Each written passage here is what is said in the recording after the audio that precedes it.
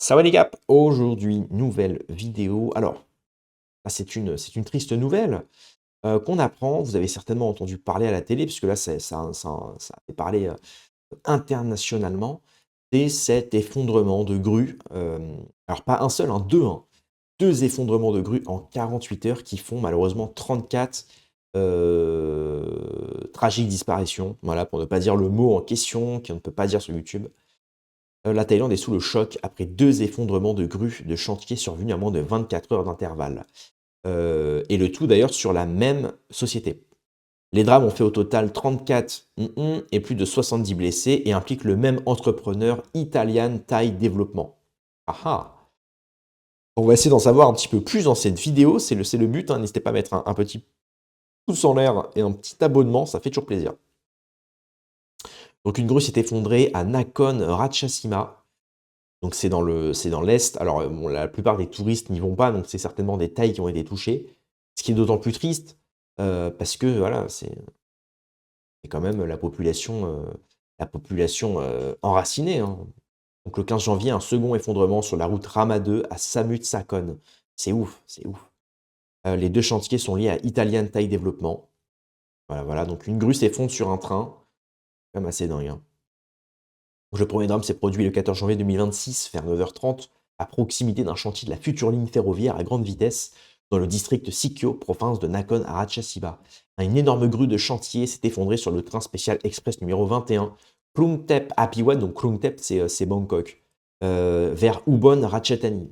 C'est dingue parce qu'on connaît tous, souvent, on a tous parlé à des Thaïs, quand on leur demande d'où ils viennent, de Thaïlande, la plupart ils viennent de là, ils viennent de l'Est, hein. Donc ça se trouve c'est des Thaïs qui travaillent à Bangkok, dans des bars, dans des restos, enfin peu importe, hein, dans des centres commerciaux, qui rentraient le week-end pour voir leur famille, et voilà, il y aura pas de famille, quoi, là. C'est quand même assez drame, c'est dramatique. Le train transportait 171 passagers au moment de l'impact. Après plusieurs heures de recherche parmi les débris métalliques, les autorités ont confirmé que 32 personnes ont péri, 66 blessés, 70 passagers sont indemnes. Merci. Donc le gouverneur a dit: «Nous avons inspecté minutieusement chaque centimètre carré du site et confirmé qu'il n'y avait aucune personne coincée ou disparue. Les efforts se concentrent désormais sur le déblaiement des débris et le rétablissement du fonctionnement normal de la ligne ferroviaire». Voilà, donc si vous allez dans l'Est, chers amis, faites attention, en ce moment, c'est pas trop le c'est ça va être, assez compliqué. Donc voilà, le projet, c'était une grue restée suspendue à de gigantesques piliers en béton destinés à soutenir la future ligne à grande vitesse, un projet sino-thaïlandais. Parce qu'ils veulent relier maintenant la Thaïlande à la Chine, ça c'est bien. Moi j'ai déjà fait une vidéo là-dessus, hein, où effectivement ça avance pas tant que ça fait des années qu'ils veulent le faire, mais ça c'est toujours pas fait. Mais si ça se fait, c'est bien. Mais malheureusement, à quel prix? Là, on voit déjà, la compagnie ferroviaire a ordonné la cessation des travaux. Bah oui, évidemment. Voilà, donc 2 décédés à Samut Sakhon. C'est vraiment triste, hein. Peu après 9 heures, des éléments d'une grue utilisée pour la construction d'un pont autoroutier se sont effondrés sur la route Rama 2, heurtant 2 véhicules. 2 personnes étaient malheureusement disparues, 5 autres blessés. On a même la vidéo. Ah, est-ce qu'on peut cliquer sur la vidéo peut-être? Non, on peut pas. Bon, la vidéo marche pas. Mais globalement, c'est certainement le pont qui s'effondre. Des images de caméras embarquées montrent le moment où la grue s'est effondrée sur Rama 2, soulevant un nuage de poussière et de débris. La police a bouclé et la zone est fermée certaines voies pour des raisons de sécurité. Le même entrepreneur impliqué dans les 2 drames, donc c'est assez dingue, hein. Italian Thai. Donc lui, à mon avis, je sais pas s'il est coté en bourse, mais il va perdre un petit peu à mon avis, hein, le pauvre.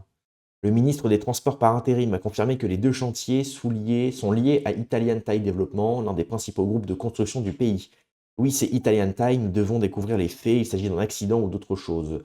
Il a présenté ses condoléances, a promis d'indemniser les familles des victimes et de couvrir les frais médicaux des blessés, donc en plus ça va lui coûter de l'argent. En réaction à ces 2 drames consécutifs, les autorités ont décidé de suspendre les travaux sur les projets ferroviaires, notamment sur la section du train à grande vitesse impliqué dans l'accident. Voilà, la State Railway of Thailand a ordonné l'arrêt temporaire de la construction de la ligne à grande vitesse.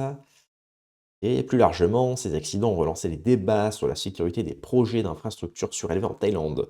Des experts et des associations d'ingénieurs ont appelé à renforcer les contrôles, les normes et les inspections sur les chantiers impliquant des grues ou des structures au-dessus d'axes de circulation. Ces 2 catastrophes successives posent de graves questions sur la sécurité des chantiers majeurs en Thaïlande. Elles relancent également le débat sur la supervision des grands projets d'infrastructure, en particulier ceux comprenant des structures surélevées.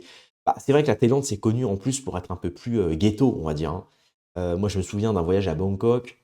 Je me promène dans la rue, puis, déjà quand on voit les fils électriques, vous savez, pour la connexion, enfin, c'est lunaire, quoi. Tu te dis: «Mais comment ils s'en sortent, quoi?»